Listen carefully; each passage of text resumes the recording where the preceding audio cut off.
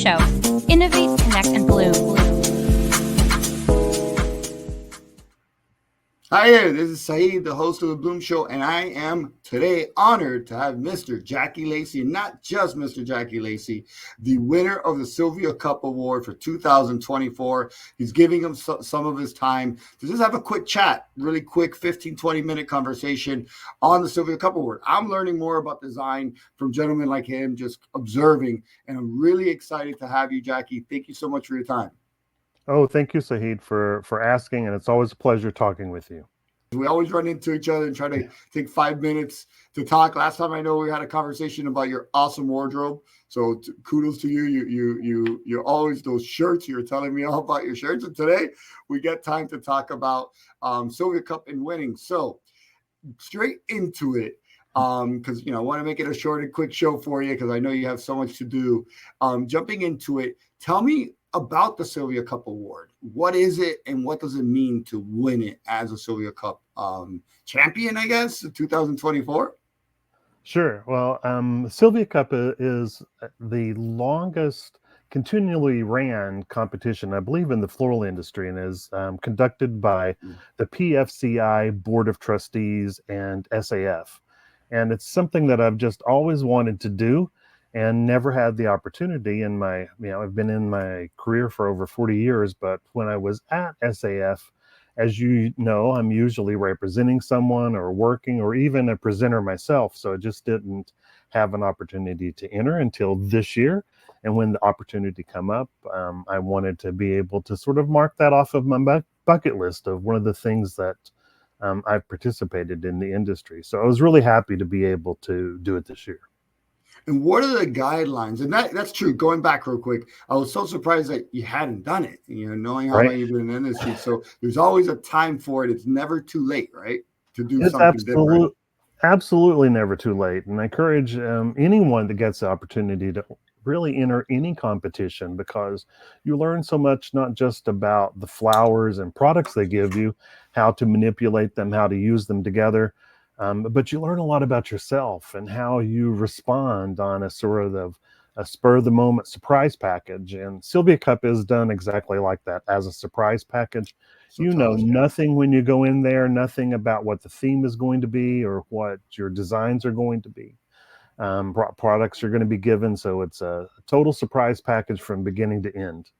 So this year's theme was what exactly? This year's theme was bloom and color. And it was, being in Miami, of course, is known for its bright, beautiful colors. The ocean is incredible. And then with all of the varieties of floral products that we get to use and products that are in the industry, we just have the opportunity to deal with so much color. So it was perfect situation being there and being able to design with some of the beautiful color that we were provided. And you had 3 things. So walk us through how it starts. So they give you a bunch of different flowers, or you have it was actually sponsored by Certified American Grown. So it was all American grown flowers, correct? It was, yes. So that's really cool. And then they give you the flowers, then they throw some random stuff at you. Walk us through that for someone that's never attended or doesn't really know about it. Sure. Well, I think it's important to also give kudos to Smithers Oasis, because they were the other major sponsor of product, as well as the prizes that were awarded as well. Okay. But there are 3 designs. You're given an hour to an hour and a half to complete the 3 designs. We started really early in the morning too. We had to be down there at 7 in the morning for the first meetings. You don't design until 9. Designing until 10:30, 11, and then you of course have to get everything cleaned up and presented on the table. But the 3 designs that they give you will change from year to year. This year we were asked to complete a bridal bouquet that was appropriate for the beach in Miami. They also give you really specific instructions, and it's important that you read the instructions that are given for each individual design, taking into consideration not only the theme for everything that you've been given, but also paying close attention to the specific instructions. And for the bridal bouquet, we were told to create something that was soothing and complementary to the beach in Miami, and they presented us with some photos for inspiration, which also provides you with some clues what they might be looking for when they're judging.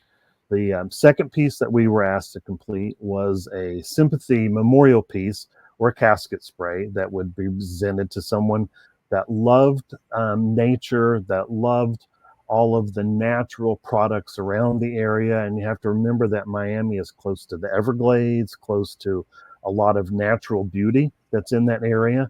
And then the third piece was really exciting because they were looking for something that would be suitable for a nightclub in Miami that also showed the energy and the bright colors that you might see in Miami. So each of those, as you sort of look at them, had individual clues into what the judges might be looking for when they were evaluating.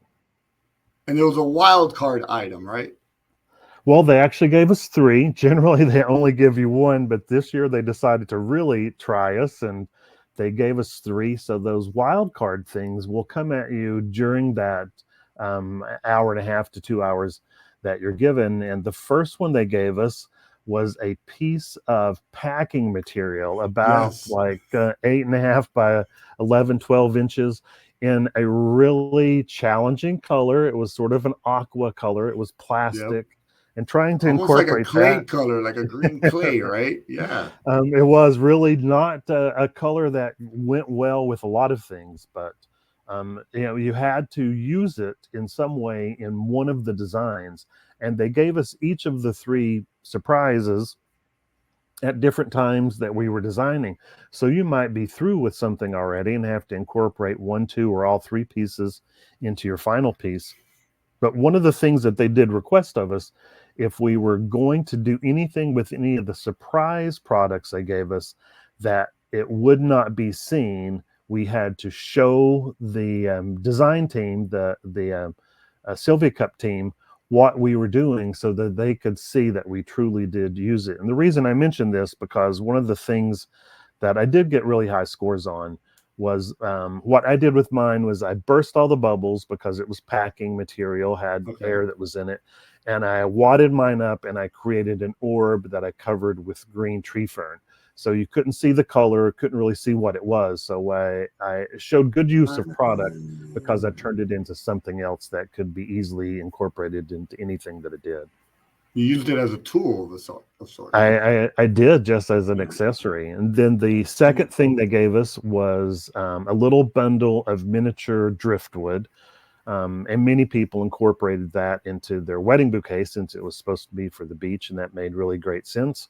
And then the last thing that they gave us was a tiny mirror ball ornament about this size. And what better item to put then into something that would be suitable for a disco in Miami. That's fantastic. And what was your mindset going in? Did you have do you go in saying, I don't know what I'm going to work with, but I know my design? How do you do that part of it? Or did you just wing it while you're in?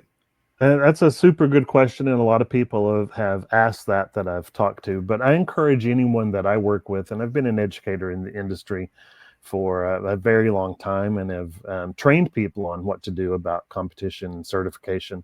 And one of the things that I strongly suggest is you sort of clear your mind when you're going in, but as you're practicing and preparing for any kind of competition, practice techniques that can be used with any item that you're given.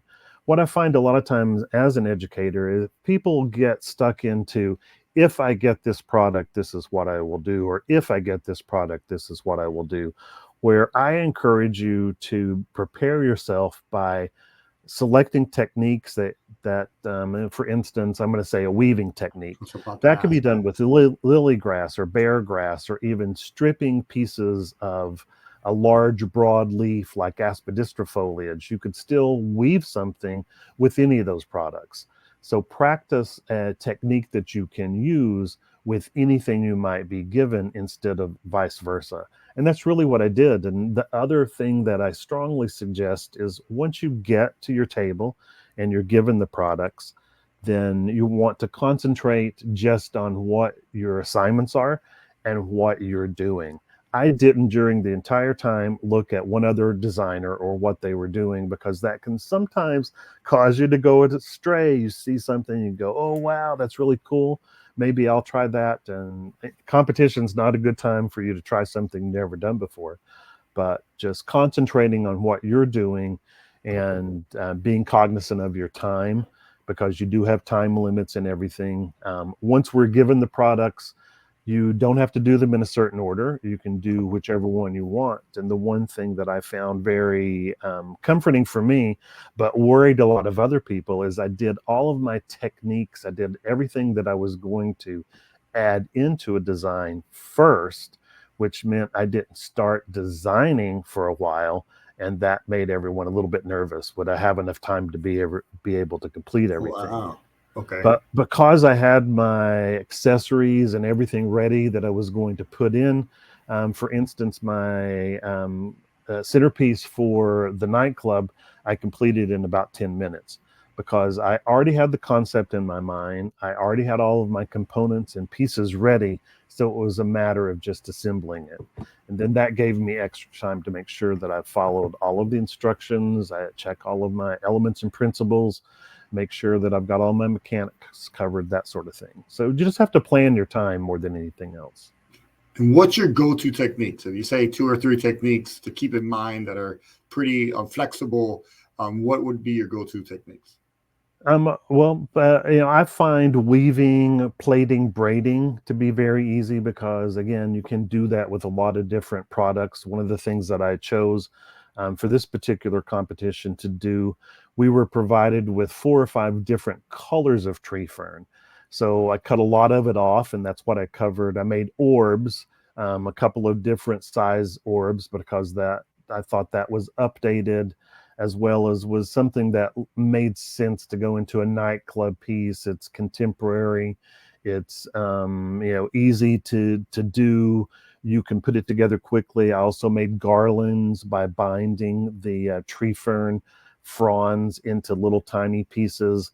That sort of allowed me to create the cascading portion of my bouquet, as well as cover things that went into my disco piece. So that's one of the techniques I always fall back on. And everyone that knows me, that's ever seen anything that I've done, I love lily grass, bear grass, things like that. So I got some of that ready that was plated and used in a couple of things.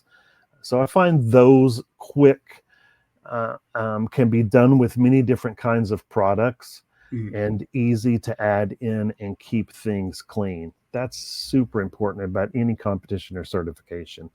Clean, clean, clean design. And what's the most rewarding part? And my final question, thank you. What's the most rewarding part of achieving this goal for you of winning the Sylvia Cup 2024? Well, like I said, I told everyone my main goal was just to make sure I had 3 completed pieces on the table and that I didn't embarrass myself. So I feel like that I accomplished that right away, because you always want to do that. But it's so important to continue to learn. We're in an industry that evolves and changes so quickly, sometimes faster than you can keep up with it. So being able to pivot and to change directions when something's not going the right way is so important. So what I look now, I've entered a couple of competitions in the last few months and won some of them not, but placed in everything. I encourage you to continue to grow, because our industry is going to continue to change. We have to change with it. And education is the thing that can help us propel forward and to help each other keep the industry strong as a whole. And you're always the educator. So congratulations and thank you for that, for sharing that with our industry. Because even now you're educating. You're on the show and you're still educating. So thank you, because it's a very important thing to do in our industry, is to continue educating and allowing our industry to grow, and the next Jackie Lacey's to continue to grow. Absolutely. And if I could say anything, or one last statement that I might, is just for everyone to remember that together we are stronger. Yep. And we need it, the more we can work together, no matter if you're a competitor, a sponsor, a designer, wherever you might be in our industry, if we do things together, we're going to be able to accomplish them a lot faster and better for everyone. If you do things together, we do them together.